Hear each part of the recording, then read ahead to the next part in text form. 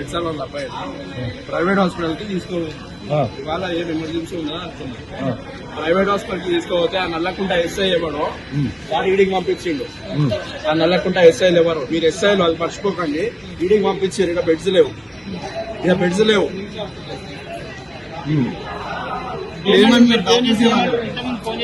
Emotional అవుతుంది. మా తల్లిని తీసుకొని వచ్చి రోడ్ మీద వదిలేసి ఇప్పుడు వదలదు. ఈ బతుకుంటా ఈ పరిస్థితి అనమా అయ్యేది. ఈ పరిస్థితి ఇది చూసిగా ఇప్పుడు అబ్బాయి మాట్లాడడానికి కూడా ఇబ్బందిగా పడుతున్నాడు. మరి ఇట్లా ప్రభుత్వం తీసుకొచ్చి ఈ విధంగా చేయడం అనేటటువంటిది చాలా దారుణం. మాకు కూడా అసలు అన్న పరిస్థితి చూస్తుంటే చాలా దారుణంగా ఉంది.